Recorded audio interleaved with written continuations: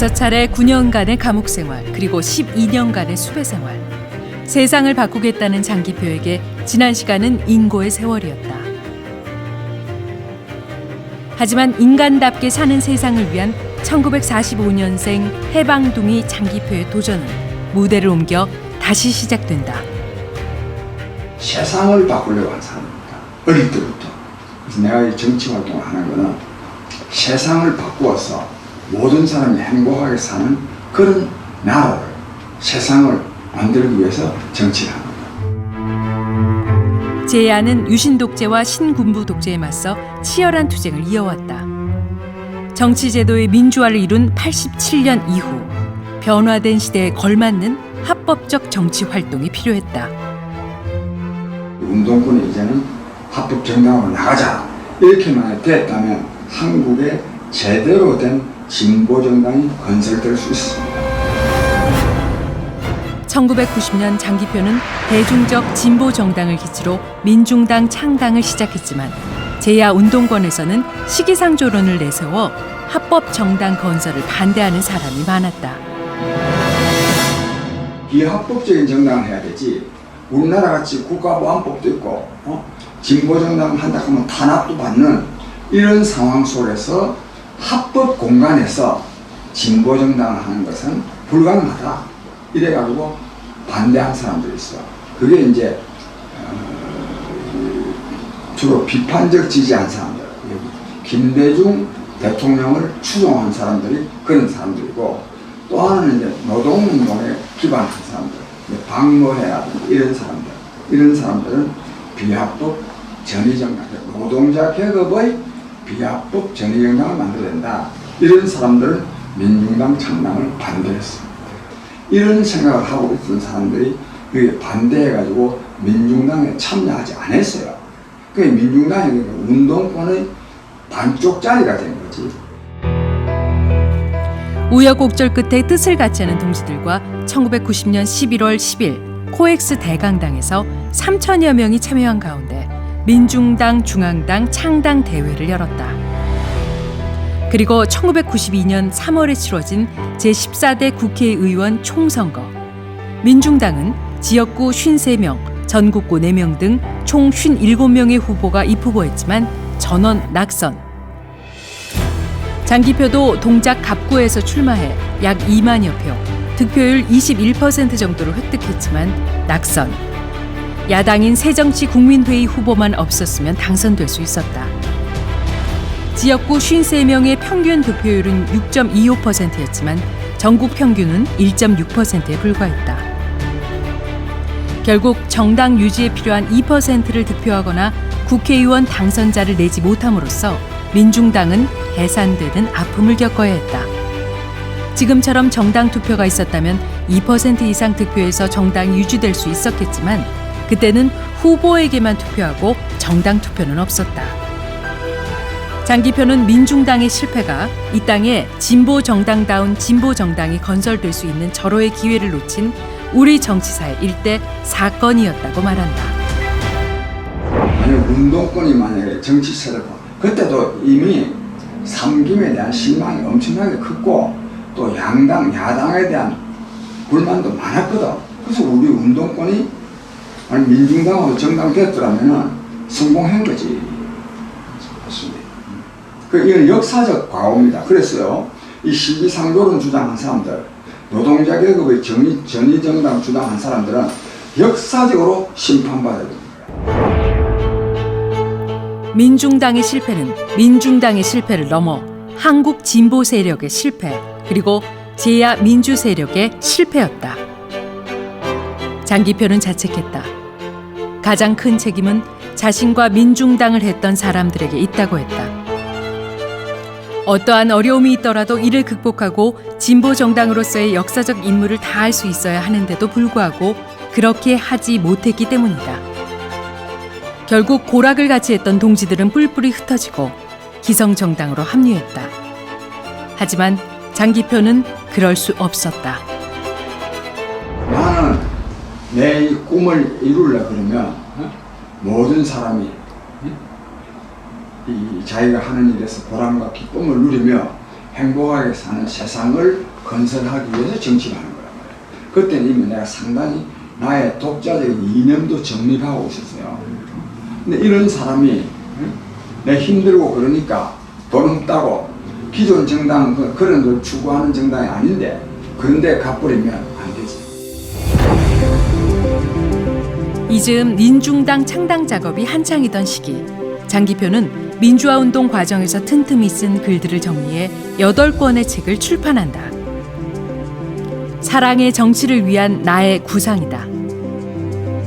그건 내가 그때 당시에 쓴 책이 아니고 그 이전에 민주화 투쟁을 하면서 그때 써놓은 거예요. 그래서 모아 보니까 원고지 분량으로 약 14,000매가 되는 거예요. 그걸 쫙 정리를 해가지고 책을 8권으로 묶어낸 거예요. 그래서 책이 나온 거예요. 이 책들은 머리와 손으로 쓴 것이 아니라 장기표가 온몸으로 쓴 투쟁 그 자체였다. 저는 선구자적인 그런 또 예지력이 있는 분이라고 생각이 되거든요. 예지력이라고 표현하면 어떨지 모르겠는데, 그러니까 이제 처음에 말씀드렸던 운동권의 3대 컴플렉스 80년대 그런 주장을 하셨다는 게 저는 그건 보통 한 90년대 말이나 2000년대 들어와서야 주장할 수 있는 내용이거든요. 그게. 근데 그걸 벌써 80년대에 이제 그런 생각을 하셨고, 그 다음에 또 이제 한 가지 놀라운 것은 이 육공화국 들어서면서 노태우 정권 때 그 진보 정당 운동을 제일 먼저 하신 분이라고 저는 알고 있습니다. 이는 장기표 진보 철학의 선구적인 예지가 빛난 역사이면서 한국 운동권을 지배해온 마르크스 레닌주의나 주체 사상을 극복하기 위한 장기표의 독창적인 운동론이다.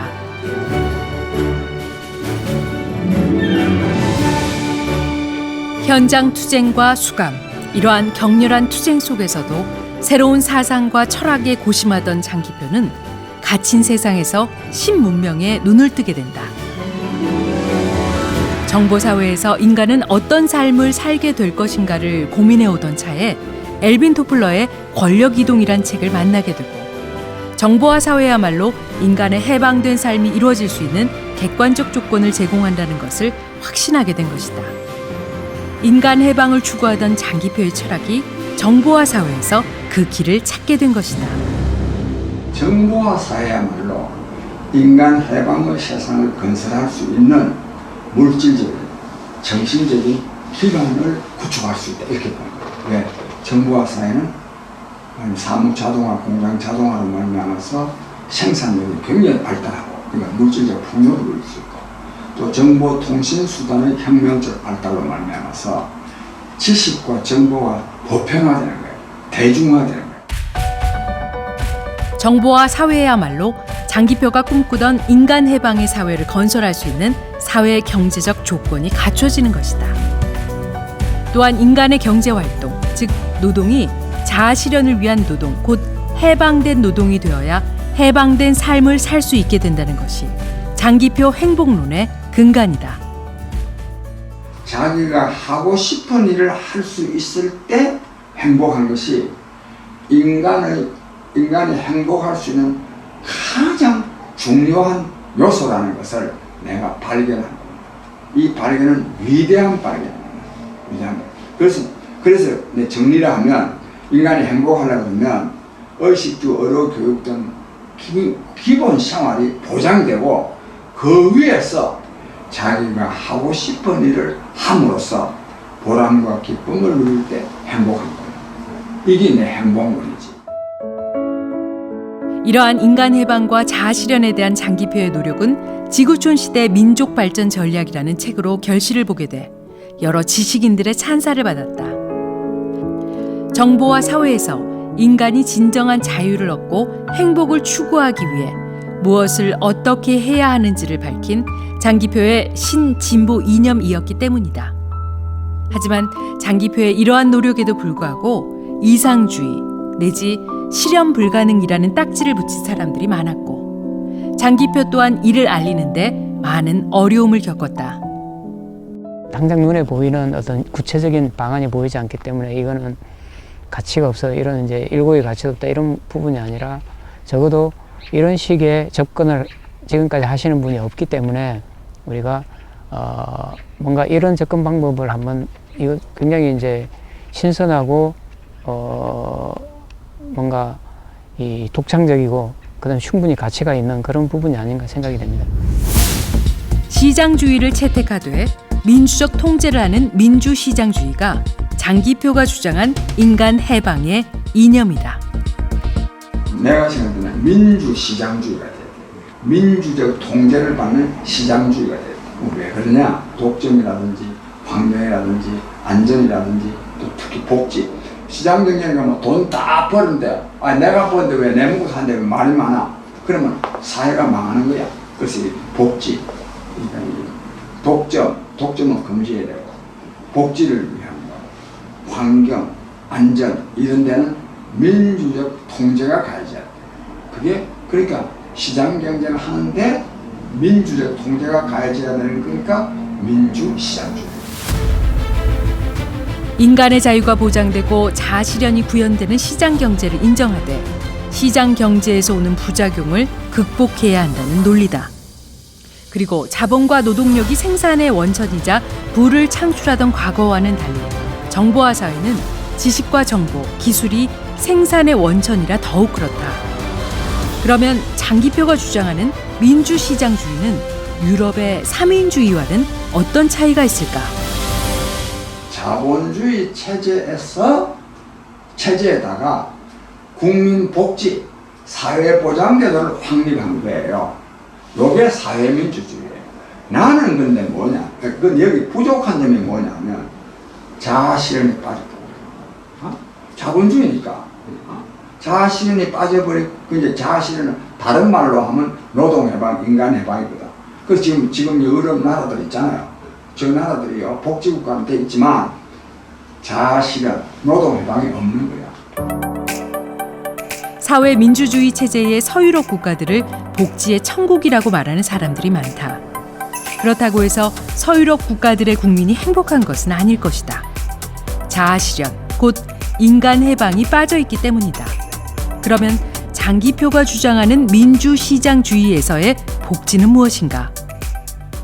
내가 말하는 복지는 기본 생활, 즉 의식주. 요즘은 사실은요 주식어라 그래요. 주식어. 사는 집이 제일 중요하고 그다음에 먹는 게 중요하고 옷은 뭐 남아도니까 주식의 어부. 그다음에 의료, 교육. 이 기본 생활은 어떠한 상황에서도 너무 어려움이 없어요. 그게 보장되고 그 다음에는 자기가 하고 싶은 일을 할 수 있도록 해요. 그게 내가 주장하는 복지의 수준이에요. 장기표는 자아실현이 빠진 서유럽의 사회민주주의를 극복할 수 있는 이념으로 민주시장주의를 주창하면서 민주시장주의에 입각한 신문명 정책을 연구하고 개발하기 위해 신문명정책연구원을 설립한다. 오늘의 세계적 대변화를 새로운 문명시대, 곧 정보문명시대의 도래로 보고 정보문명시대에 모든 국민에게 자유와 평화 그리고 복지가 보장된 가운데 누구나 자기가 하고 싶은 일을 하면서 자아실현의 보람과 기쁨을 누릴 수 있게 할 이념과 정책을 연구하는 싱크탱크가 바로 신문명정책연구원이다. 신문명은 늘 한 발 앞서 시대를 통찰한 장기표의 정치 트레이드 마크가 되고 있다. 민중당 실패 후 새로운 진보정당을 모색하고 있던 2000년 3월 총선을 불과 한 달여 앞둔 시점이었다. 한나라당 탈당파와 새천년 민주당 탈당파 그리고 거물급 정치인 다수가 참여한 가운데 민국당을 창당하게 된다. 정치권을 송두리째 바꿔야 한다는 바람이 몰아치는 가운데 당시 한나라당과 새천년 민주당에 대한 실망 때문에 신당 창당을 바라는 대중적 욕구도 강했다. 이게 유명한 사람 다 모인 거야. 예를 들자면 뭐 조순, 이수성, 또 뭐 김상현, 신상우, 이기택, 김은남. 그러니까 양상에서 쫓겨난 사람들은 다 모았네. 다 모았지. 근데 처음에는 그게 인기가 한 24%까지 올라갔어. 왜냐면 그 그 쫓아낸 게 이회창 씨가 자기한테 버거운 사람들을 다 쫓아낸 거거든. 그러니까 평이 안 좋을 거 아니에요. 또 김상현 씨도 DJ가 자기가 버거워서 김상현 씨가 그 공천을 못 받아서 되겠나요? 자기가 버겁고 옛날에 YS 따라갔다가 보복으로 잘라낸 거 아니야. 그 이분들의 이미지가 나쁘지 않지. 그 가치가 없지.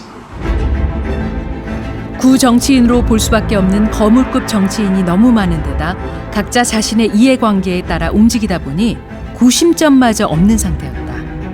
엎친 데 덮친 격으로 정책을 국민들에게 알릴 시간조차 없었다. 그러니 국민의 신뢰는 땅에 떨어질 수밖에 없었고 결국 지역구 한석, 전국구 한석이라는 초라한 성적표를 받고 말았으며 전국구 3번으로 나선 장기표는 다시 낙선의 고배를 마시게 됐다. 합법적인 틀에서 판가리를 하고 싶었던 장기표의 꿈은 좌절됐고 비난도 거세졌다. 내가 오죽했으면 그런 사람들하고 같이 뭐 민국당이라든지 옛날에 뭐 이런 거는 오죽했으면 이제 그런 사람들하고 같이 뭔가를 해보려고 했겠나 하시면서 이제 그런 말씀을 하실 때 상당히 가슴 아프더라고요. 정치의 속성은 유권자들에게 전략적인 선택을 강요하곤 한다. 장기표에게는 풀어야 할 어려운 숙제임에 틀림없었다. 국민의힘 찍는 사람들이요. 국민의힘이 좋다고 해서 찍는 사람 있나요? 민주당 찍는 사람이 민주당이 좋다고 해서 찍는 사람 있나요? 그러니까 내 말은 안 좋은 데도 저거 떨어뜨리기 위해서 찍지 말고 좋은 데로 찍으라 이거예요. 민국당의 실패는 내부의 문제도 있었지만 지역주의에 기반한 양당 체제가 가져온 한국 정치의 폐단임과 동시에 이는 제3당의 출현을 원천적으로 봉쇄하는 결과를 낳았다. 정치인 힘이 있어야 내가 나의 정치인 뜻을 구현할 수 있는데 현실적으로 국회의원이 아니라서 안 된다는 게 또 이게 상식은 그래요. 응? 국회의원이 돼야 되는 거야. 그래서 내가 국회의원 되기 위해서 저 당에 가는 거지. 근데 안 됐지. 장기표는 이대로 주저앉을 수 없었다. 자신이 평생 바라던 자아실현의 세상. 세상을 바꾸기 위해 또 다른 기회를 갖는다. 2002년 8월 국회의원 보궐선거가 있었다. 그것도 서울의 한복판 영등포. 당시 DJ 정부 지지도가 바닥을 쳤고 대통령 후보였던 노무현의 인기도 급락했다. 주위에서는 장기표에게 한나라당 후보가 되기를 권유했지만 장기표의 대의는 달랐다. 무조건하고 한나라당 후보가 된다 되는 거야. 나는 한나라당에 갈 사람이 아니거든. 근데 왜 민주당에 갔냐? 민주당에 가서 보궐선거에서 나가면요 인기가 굉장히 오릅니다. 지역구 총선거에서 나가서는 어디서 당선돼도 별로 유명해지지가 않아. 근데 보궐선거는 몇 명 뽑는 거 아니야. 언론에 막 계속 장식하거든. 굉장히 유명해지는 거야. 특히 영등포는 서울 중심가 아니야.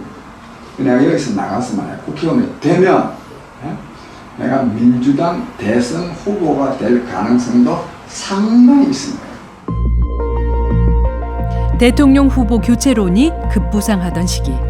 특히 동교동계는 거의 대부분이 노무현 후보에 대한 지지를 철회하던 중이었다. 당연히 노무현 참모들은 장기표를 경계할 수밖에 없었다. 내가 민주당으로 가기로 했다 하니까 선배님 정말 어려운 결단을 내렸습니다. 정말 함께 잘합시다. 아주 그런 거야. 그랬는데 다음날 아침 딱 되니까 노무현이가 장기표시 입당을 반대하는 거야. 왜 반대했느냐? 그게 이제 그 안에서 참모들 있지 않겠어. 참모들 볼 때 장기표시 영등포 올라가서 당선되면 후보 당론은 뺏긴다. 그런 말 안 나오겠나요? 끝까지 반대했어. 노무현. 김대중 정권의 지지율 추락과 노무현의 극심한 견제 속에 장기표는 또 한 번의 고배를 마셨다.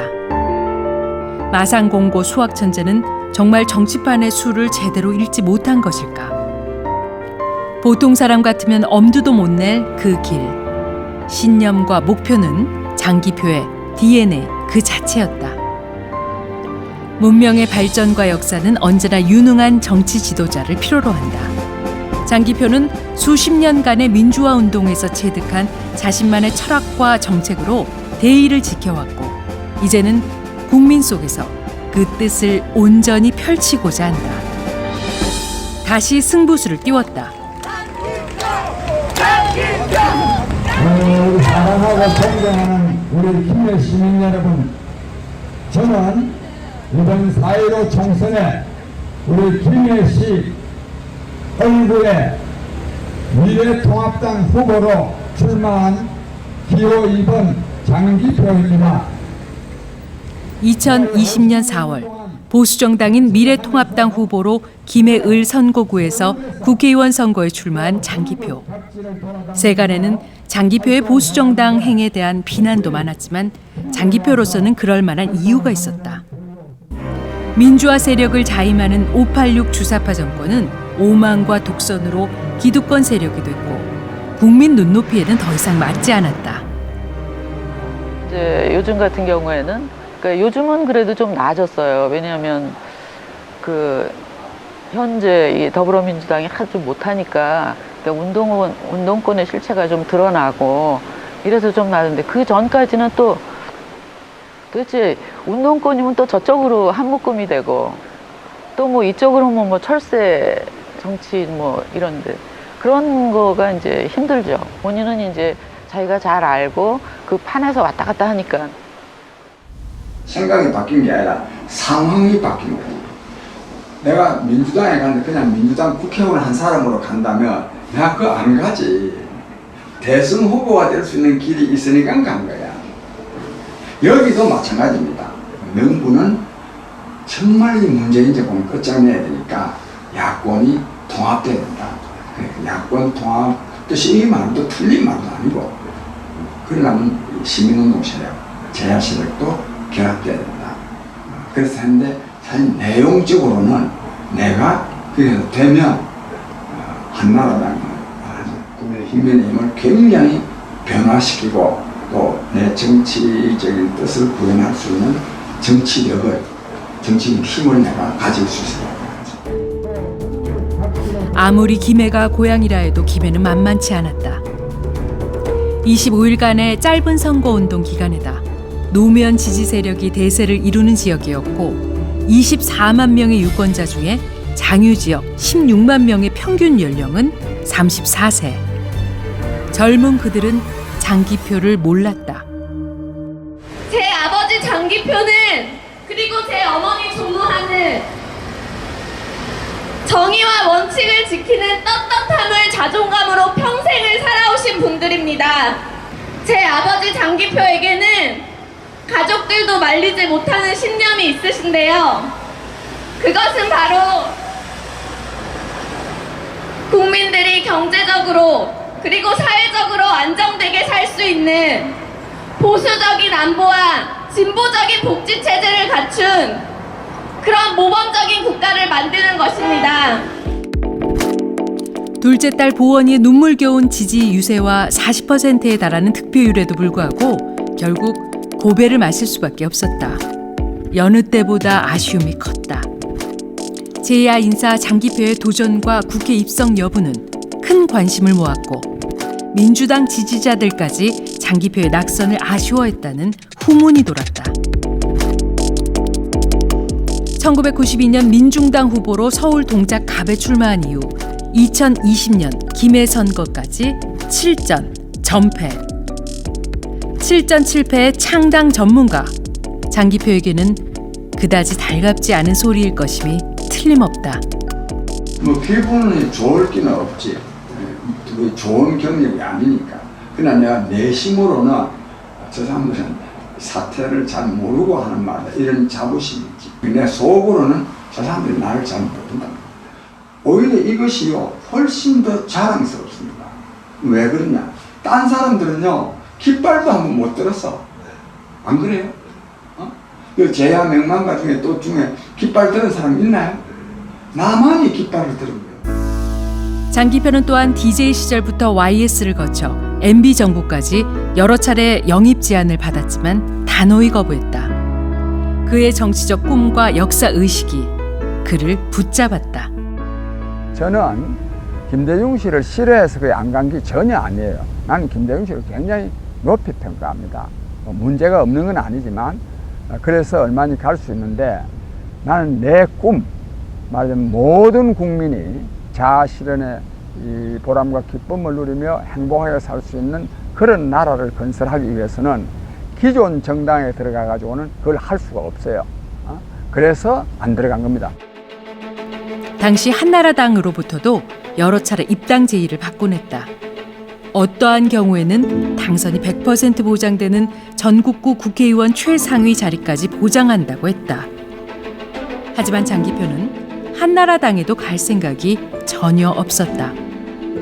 김문수 지사 같은 경우에는 한나라당을 위해서만이 아니라 내가 굉장히 고생하는 것이 너무너무 안쓰러워서 제발 좀 형 좀 혼자서 그런 고생하지 말고 한나라당 와서 하면 우리가 같이 함께 뜻을 이루어가면 되지 않느냐고 간곡하게 요청한 일이 여러 번 있었습니다.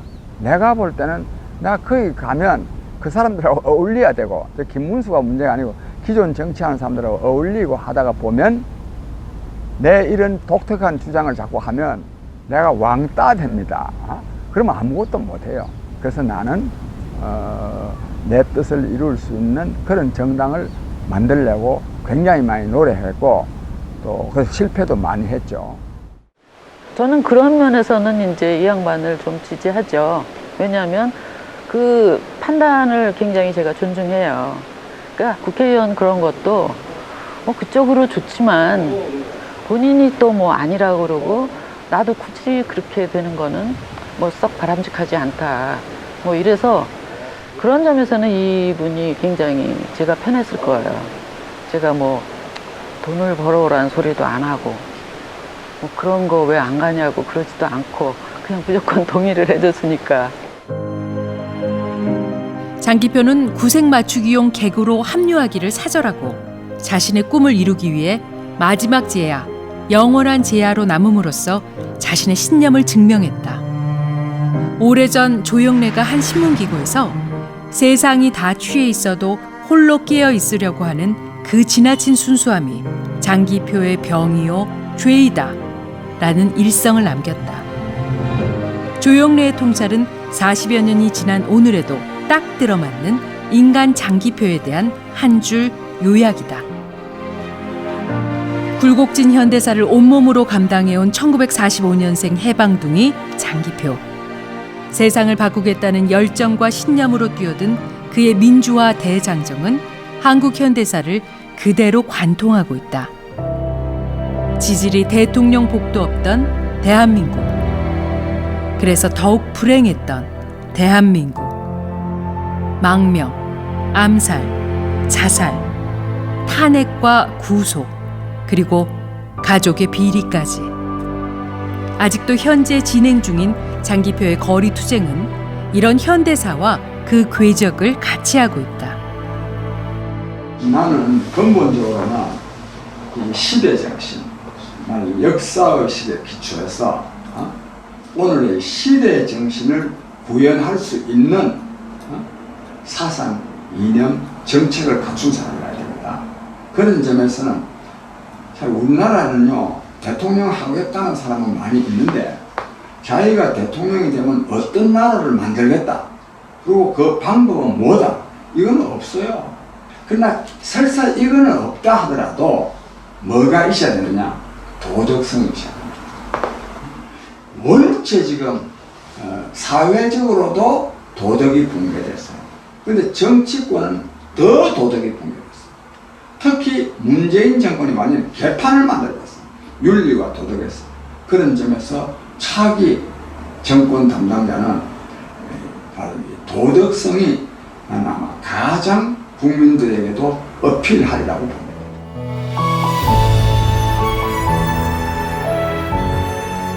정치문화재 장기표. 그는 스스로를 정치문화재라고 말한다. 한평생 민주화운동과 진보 정치활동에서 한순간도 벗어나지 않았다. 특히 인간 해방의 세상을 건설하는데 필요한 이념과 전략을 가졌다는 점에서 남다른 자부심을 갖고 있다. 그러니까 평생 일관되게 살아오고 또 그 우월성 있잖아요. 일관되게 살아온 것도 좀 우월성 있지만 이것보다는 말하자면 모든 국민, 인간 아주 자아실현의 보람과 기쁨을 누리면서 살 수 있는 그런 나라를 건설할 수 있는 이념과 정책을 내가 정립해 왔고 이 정도면 정치 문화재라 할 만하지. 고위를 넘긴 나이. 아직도 현장에서 고고하게 자신의 길을 굳건하게 지켜나가고 있는 장기표. 지금까지 정치 문화재로 살아온 자신의 삶을 훼손하는 행동을 하지 않기 위한 스스로의 다짐일 것이다. 민주화 투쟁의 신화요, 전설이었던 혁명가 장기표.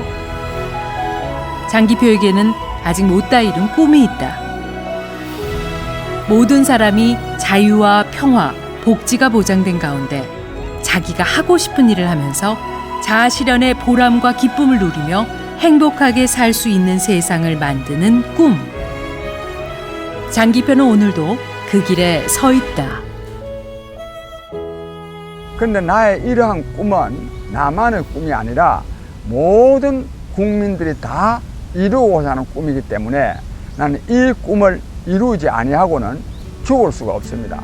또 안 죽으려 그러면 늙지도 않아야 됩니다. 그래서 나는 정말 내 꿈을 이루기 전에는 늙지도 죽지도 않을 것입니다. 해 뜨는 동해에서 해 지는 서해까지 뜨거운 남도에서 광활한 만주벌펀 우리 어찌 가난하리요 우리 어찌 주저하리요 다시 서는 저 들판에서 움켜쥔 뜨거운 흙이여 다시 서는 저 들판에서 움켜쥔 뜨거운 흙이여 움켜쥔